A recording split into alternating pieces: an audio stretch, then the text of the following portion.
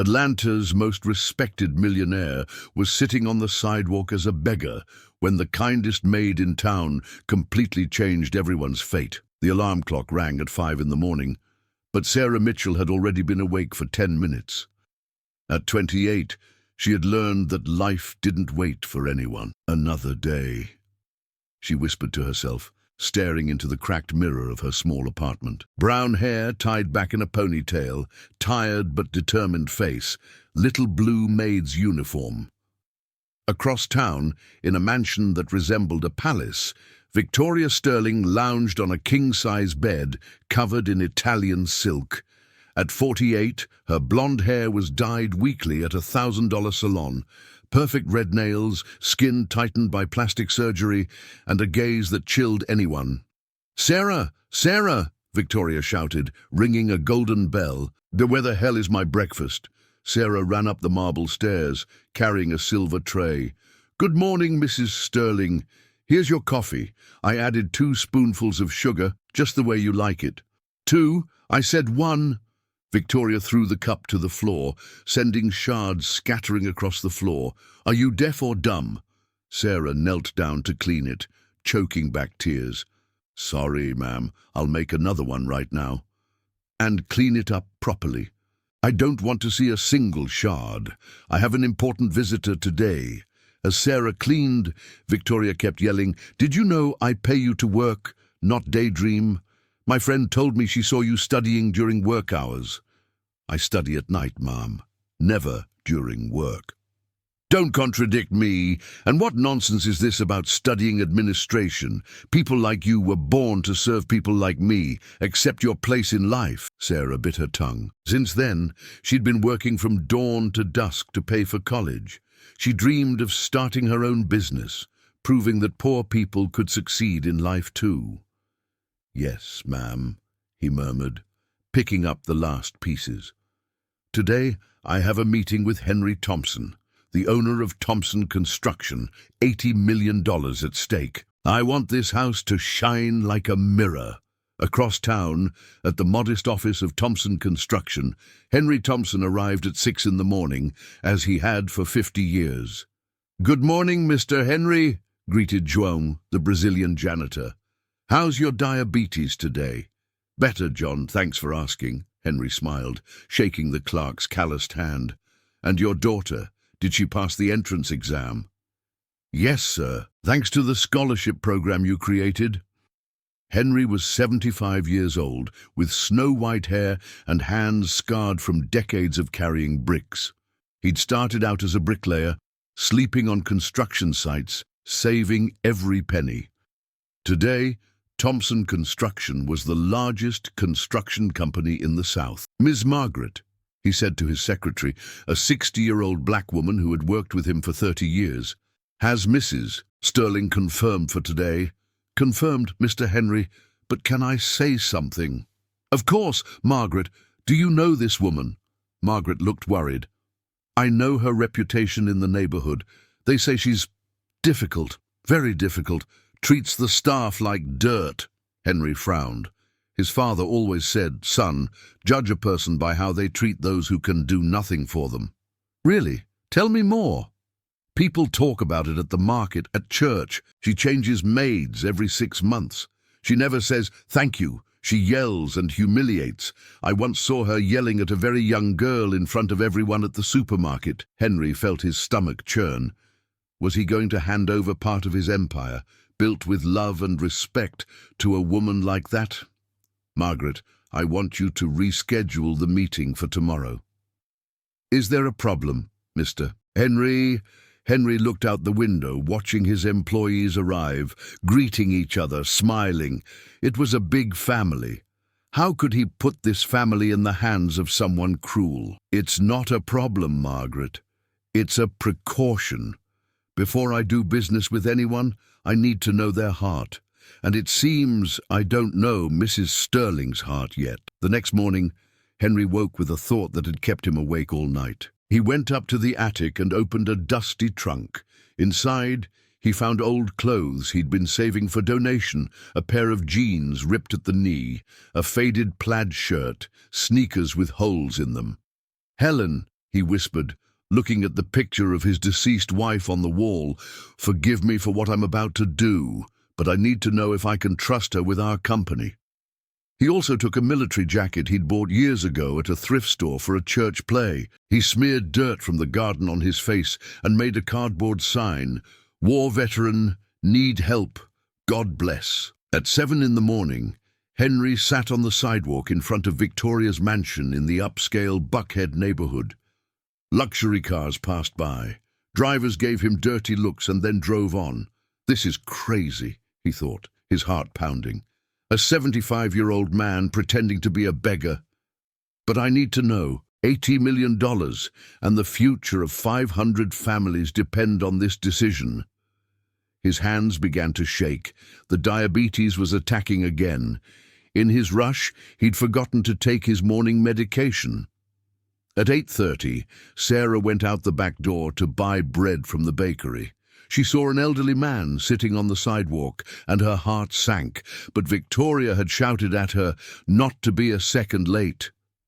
At 9:30, the front door opened. Victoria emerged wearing a hot pink Chanel dress, a $10,000 Hermes bag, and Louboutin heels. She was talking loudly into her gold iPhone. "Yes, dear, today I closed the deal with that old man from Thompson. 80 million. I'll be able to expand my portfolio, and I'll even show that dinosaur how business is done in the 21st century. Henry felt a stab in his chest.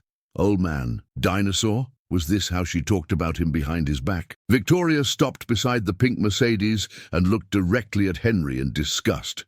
"Yuck! What are you doing on my street?" he shouted, covering his cell phone with his hand. Henry's voice was weaker and hoarse.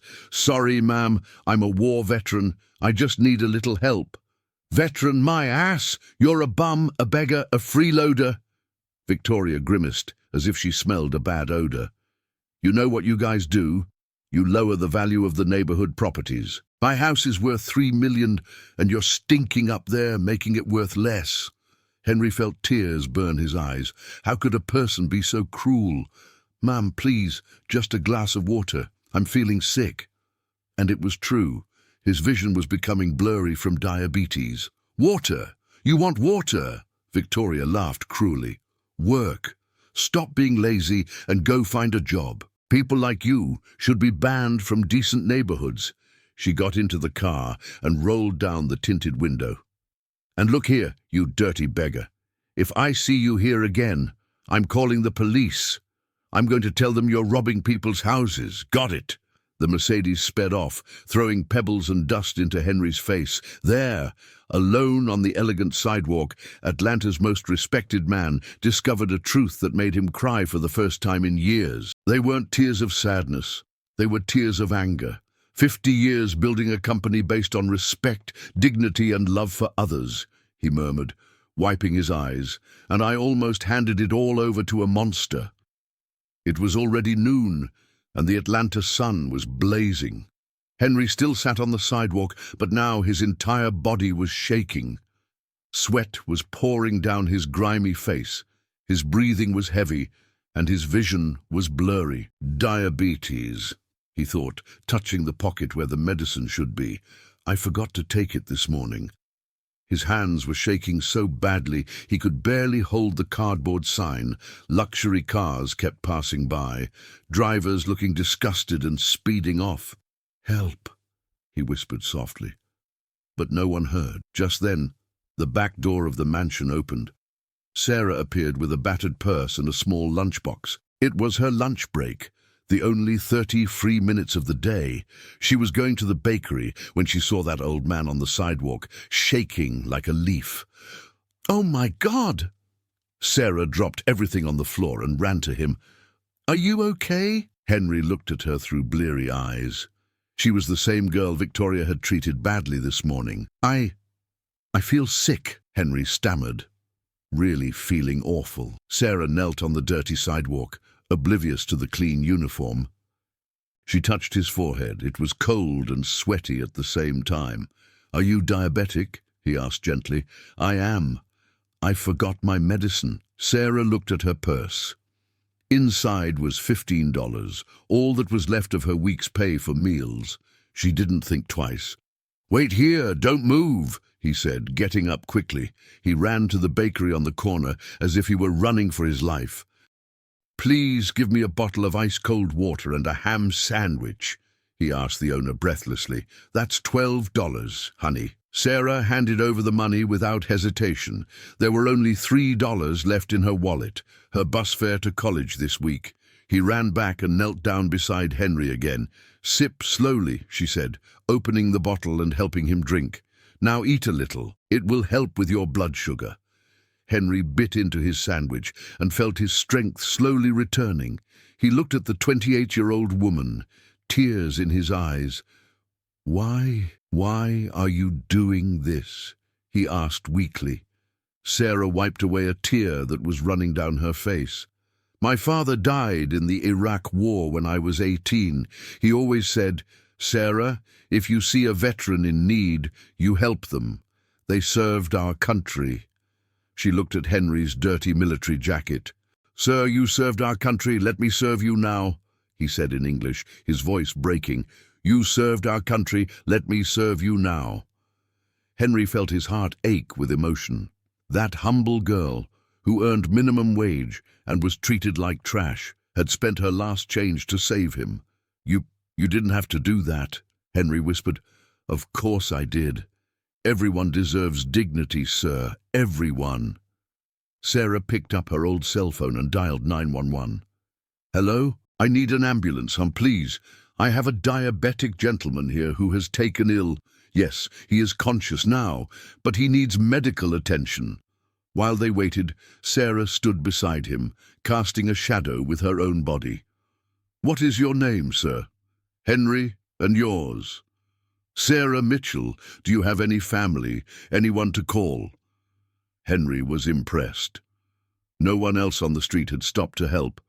But this girl he barely knew had given everything she had. "Sarah, why do you work for that woman?" Sarah sighed, looking at the mansion. "I need the job. I'm finishing my business administration degree at college, and I dream of having my own business one day. But—" she lowered her head. "Sometimes I think people like me will never make it. People like you. Poor, without family, without rich godparents." Henry looked deeply into her eyes. He saw determination, kindness, humility, everything he sought in a business partner. The ambulance arrived with sirens blaring. The paramedics quickly got out. "He's better now," Sarah explained. "It's diabetes. He forgot his medicine." "Are you coming with me to the hospital?" asked the paramedic. Sarah glanced at the mansion, then at the clock. Her break was long over. I need to get back to work." "No," Henry said, taking her hand. "Come with me, please. I need to talk to you." Sarah hesitated. If Victoria found out, she'd be fired on the spot. But looking at that old man who could be his grandfather, he decided, "Okay, I'll go with you." At Grady Memorial Hospital, Sarah never left Henry's side. Sitting in an uncomfortable plastic chair, she held his calloused hand while the doctors performed tests. "Your daughter is very dedicated," the nurse said to Henry. "Oh, she's not my daughter," Henry replied quietly, looking at Sarah, who was dozing in the chair. "But I wish she were." When Sarah woke up, she found Henry sitting on the bed, smiling. "How are you feeling?" "Better. The doctor said you saved me. If you had waited 15 more minutes..." Sarah looked down shyly. "Anyone would do the same." "No, Sarah, anyone wouldn't." Henry adjusted the pillow. "Hundreds of cars passed me today. You were the only one who stopped. It's just..." Sarah hesitated, fiddling with her hands nervously. "My dad always said veterans are heroes. They sacrificed everything for our country." "Tell me about your father." Sarah felt her eyes well up. "His name was Robert Mitchell, Army Sergeant. He died in an explosion in Iraq when I was 18. "I'm sorry, daughter. It was just the two of us. My mother died in childbirth. Dad raised me alone, working 3 jobs to give me an education." Sarah wiped away a tear. "He always said, Sarah, study, work hard, and you can be anything in America. This country gives opportunity to those who don't give up." Henry felt his heart warm. It seems he was a wise man. He was the best dad in the world. When he died, I lost everything. The house, the car, everything went to pay off his medical bills. Sarah smiled sadly. I was left with only his Medal of Honor and $500 in my account. And what did you do? I got the job at Mrs. Sterling's. I rented a tiny one-bedroom apartment on the cheaper side of town. I work from 6 in the morning until 6 in the evening, then go straight to college. Henry was impressed. You study at night? Business administration at the community college. It's cheaper. Sarah smiled proudly. I have a 9.5 average. I do all my work. I've never missed a class. And when do you sleep? From 11 at night to 5 in the morning. 6 hours a night. Dad always said, sleep can wait, but dreams can't. Henry shook his head, moved. What dreams are these, Sarah? Her eyes lit up for the first time. I want to have my own company one day. Nothing huge, you know, but I want to be my own boss, employ other people, give opportunities to those who need them. She laughed softly. I know it must sound silly. Nonsense. Sarah, that's the greatest American dream there is. But sometimes I get discouraged. Mrs. Sterling always says that people like me were born to serve, never to command, that poor people have to accept their place in life. Henry felt anger burning in his chest. How could someone destroy the dreams of such a special girl? Sarah, look me in the eye. She obeyed. Your boss is wrong, dead wrong. You have something money can't buy, character, and character is the foundation of any successful business. Do you really think so? I'm sure. You know what you did today? You spent your last $15, your food money for the week, to save a stranger on the street. That's leadership, Sarah. That's heart. Sarah began to cry, but this time they were tears of hope. Nobody ever said that to me. Well, they should say it every day. You're special, girl. Henry took her hand, feeling the skin rough from so much housework. Tell me something. Why do you never abandon a veteran? Sarah wiped her nose with the sleeve of her uniform. Because my father taught me that those who serve their country deserve to be served in return. He always stopped to help homeless veterans, giving them money, food, and conversation. She looked at Henry fondly. He said that if he ever needed anything, he hoped someone would do the same for him. And did anyone do it? There wasn't time. He died far from home in a foreign land, but I know that if he were alive and needed help, someone like me would help him. Henry was deeply touched. In that simple girl, he saw all the values he cherished: hard work, patriotism, compassion, determination, humility. Sarah, can I ask you a personal question? Of course. Don't you have a boyfriend? Friends? Someone who supports you? Sarah shook her head. I don't have time for relationships. And besides, what man would want a girl who works as a maid and goes to school at night? I have nothing special to offer. Henry was outraged. Sarah Mitchell, you have everything special to offer. Any real man would be honored to have you by his side.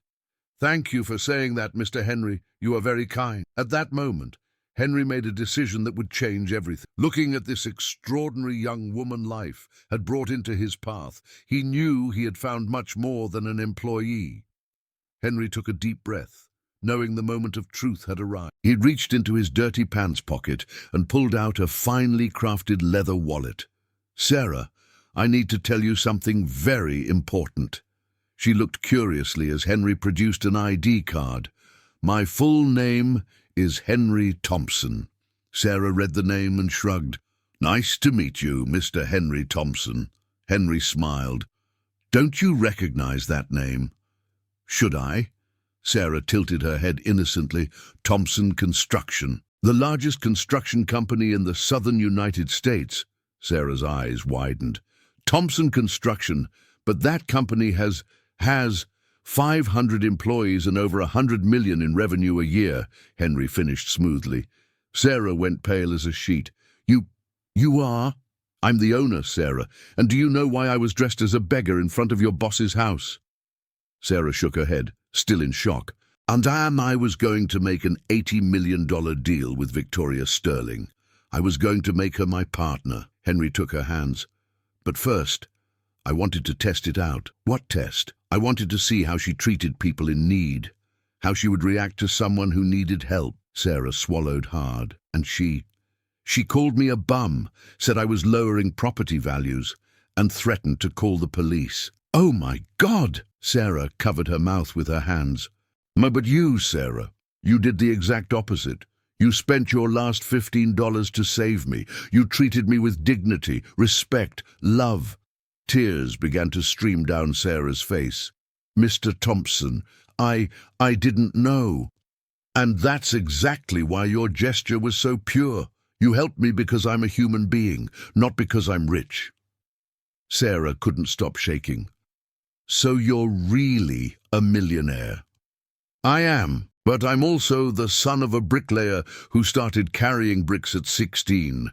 I built my business with those hands. He showed his calloused palms, and I've never forgotten where I came from. Henry leaned forward, looking directly into her eyes. Sarah, I want to make you a proposal. A proposal? First, I'm going to pay for your college tuition in full. I don't want you to have to worry about tuition ever again. Sarah opened her mouth, unable to speak. Second, I'm offering an executive trainee position at Thompson Construction. Starting salary $5,000 per month. $5,000, Sarah screamed, then covered her mouth in embarrassment. Sorry, Henry laughed. Scream all you want. And third, I'm immediately cancelling any business with Victoria Sterling. Sarah was worried. But sir, because of me you're going to lose $1 million contract. Sarah, listen carefully. I'd rather lose 80 million than make 80 billion with a person without character. Henry took out his cell phone and dialed in front of her.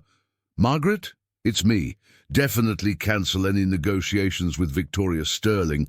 I never want to hear that woman's name again. No, I haven't changed my mind. I found something much better than a rich partner. I found a real successor. He hung up and smiled at Sarah, who was crying profusely. Mr. Thompson, I don't deserve this. Yes, you deserve it. You showed me today that character is worth more than money, that kindness is worth more than beauty, that humility is worth more than arrogance. Sarah knelt beside the hospital bed. I don't know how to thank you. Henry cupped her face in his hands. No need to thank me, daughter. You just have to accept. Would you be willing to work with me? Sarah looked into the gentle eyes of the man who had just changed her life forever. Yes, he whispered. Yes, I do. And in that moment, in room 304 at Grady Memorial Hospital, one of the most beautiful partnerships Atlanta had ever seen was born. 3 days later, Sarah returned to the mansion to gather her few things and break the news.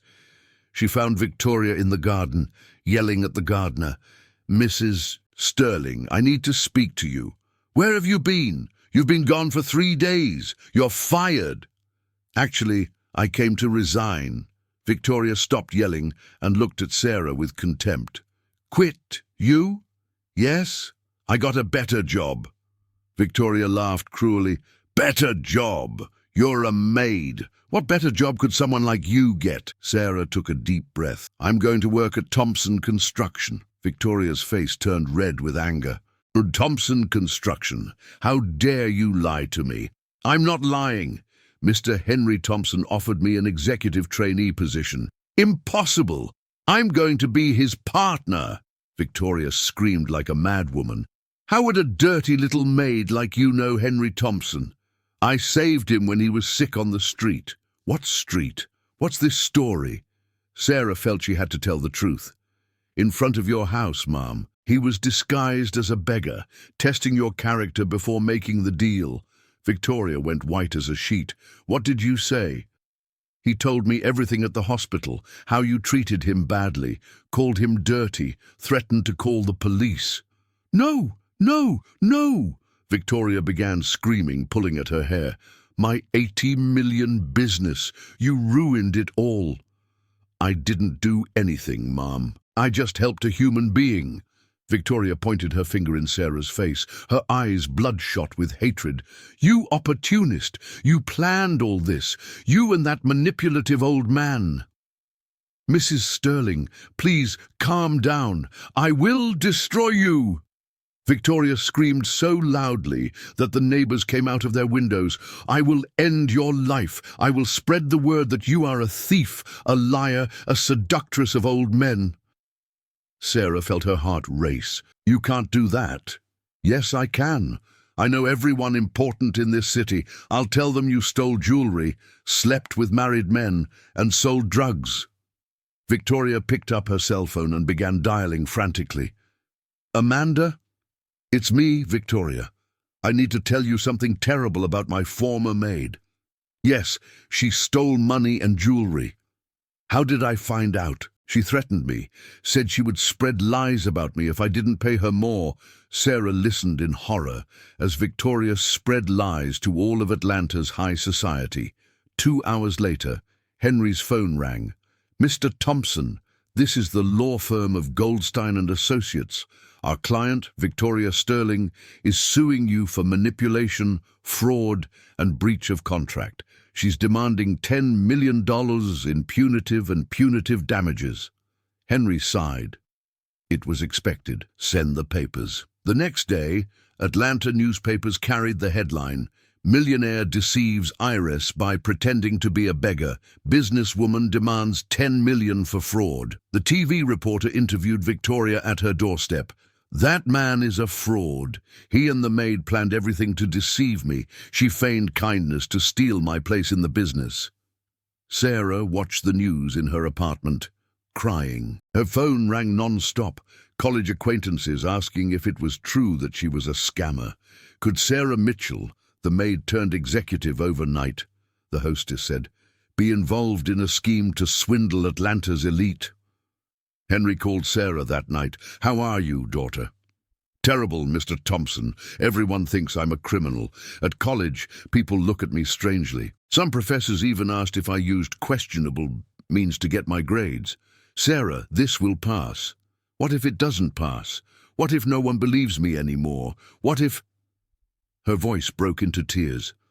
What if I miss the chance you gave me? Henry felt his heart sink. Victoria was doing exactly what she had promised, trying to destroy Sarah's life. Daughter, listen to me carefully. Bad people always try to destroy good people when they feel threatened, but the truth always wins. Are you sure? Absolutely, and you know why. Because we're going to fight.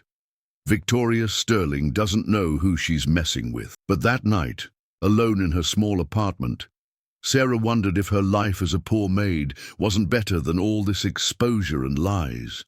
Is it worth dreaming big when the powerful can destroy everything with the stroke of a pen?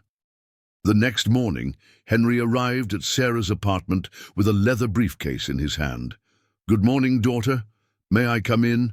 Sarah opened the door, her eyes red from crying.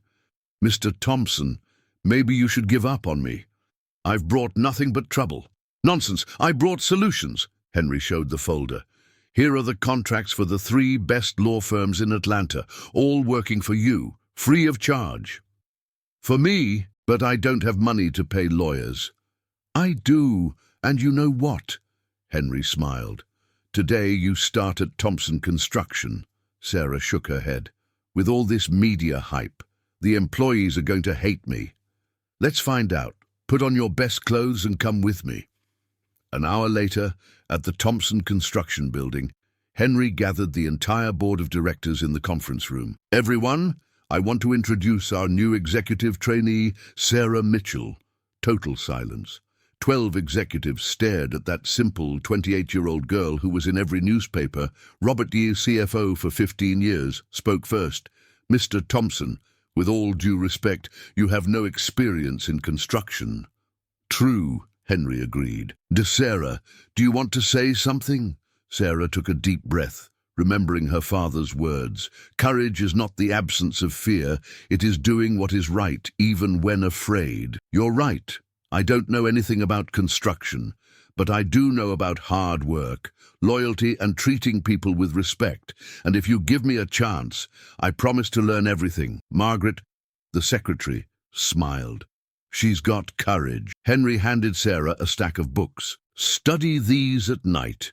During the day, you'll be keeping up with every department in the company. Over the next few weeks, Sarah immersed herself in the world of construction. She would wake up at 5 a.m., read about engineering, architecture, and management until 7 a.m., and then spend the entire day at the company. "Sarah," called Carlos, the chief engineer, "come see this hospital project." She looked at the technical drawings with intense curiosity. "Why is the foundation so deep here?" "Because the ground is sandy. It needs extra stability. What if we used pre-cast piles instead of cast-in-place concrete? Wouldn't that be faster and more economical?" Carlos stopped and looked at her in surprise. "You're right.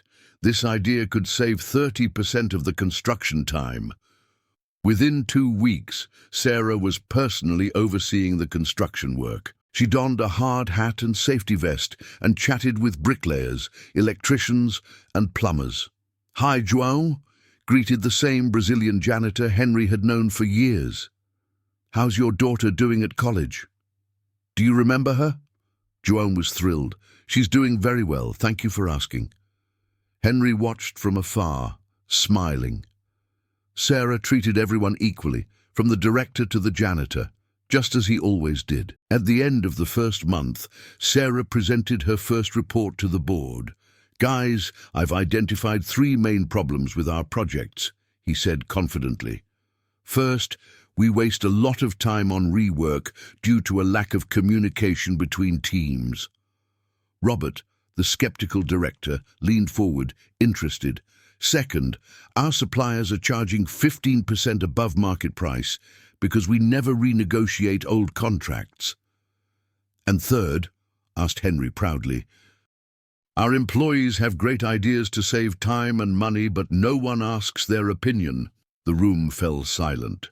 Sarah had identified the exact issues they'd been discussing for months in executive meetings. "What solutions do you propose?"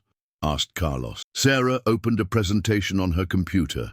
Weekly 15-minute meetings between all teams on each project, contract renegotiation with 3 comparative budgets, and creation of a suggestion program with employee rewards.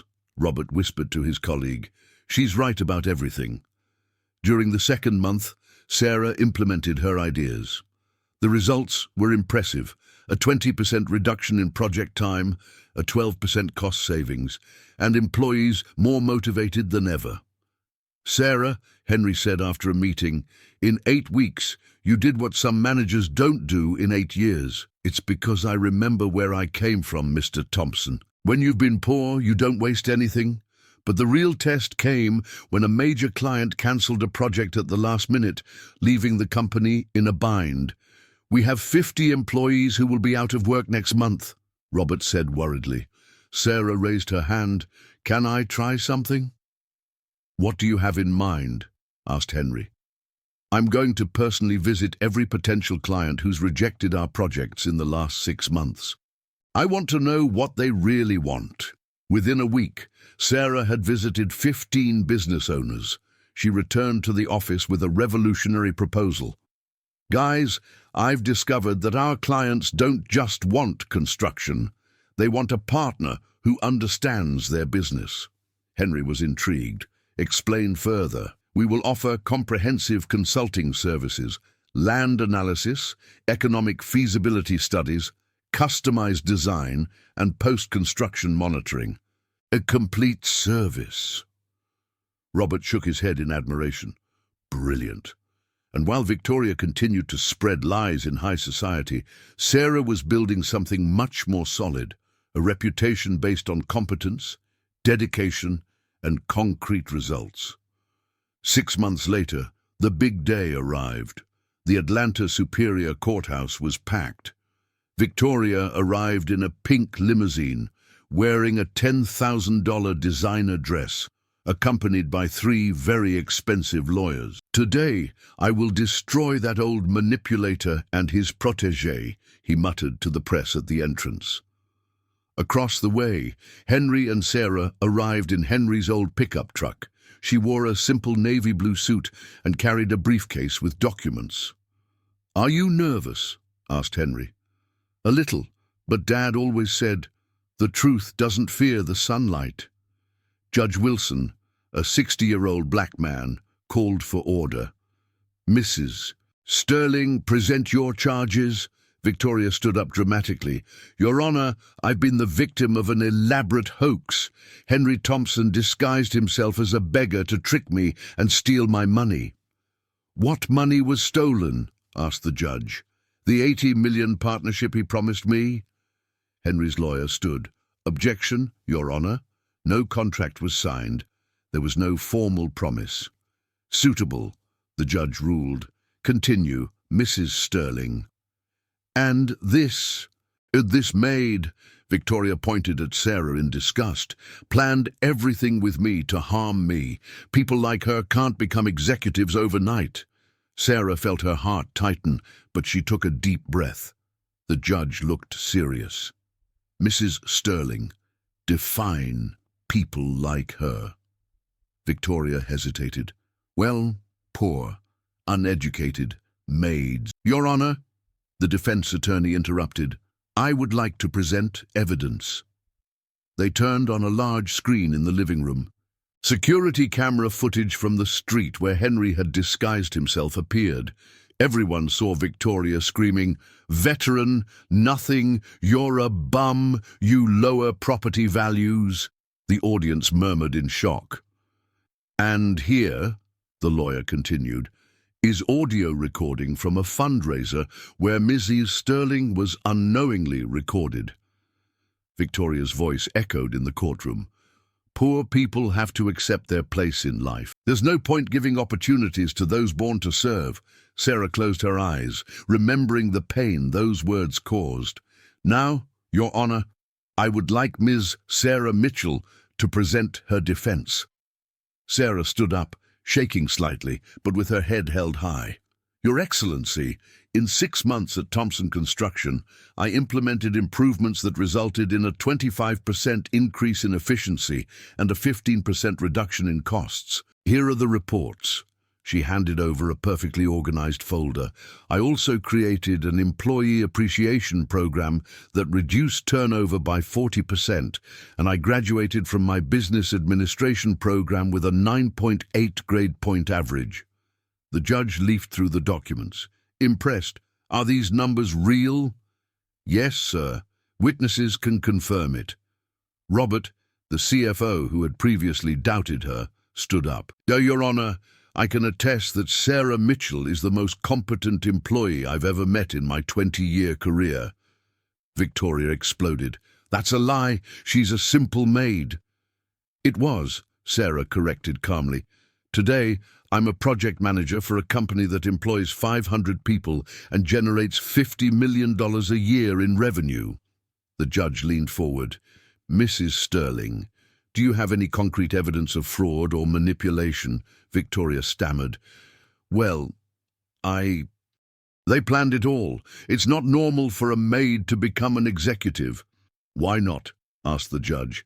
Because people like her don't have the capacity. They were born to serve." The entire courtroom fell silent.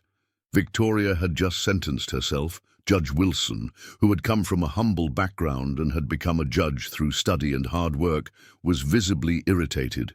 "Ms. Sterling, in my 25 years as a judge, I have seen that character and determination matter more than birth. Your comments reveal deep class prejudice." Victoria realized she had made a terrible mistake. "I didn't mean it like that." "Yes, I did," the judge said firmly. "And based on the evidence presented, I not only completely dismiss your lawsuit, but also convict you of discrimination, bullying, and attempted defamation." "No!"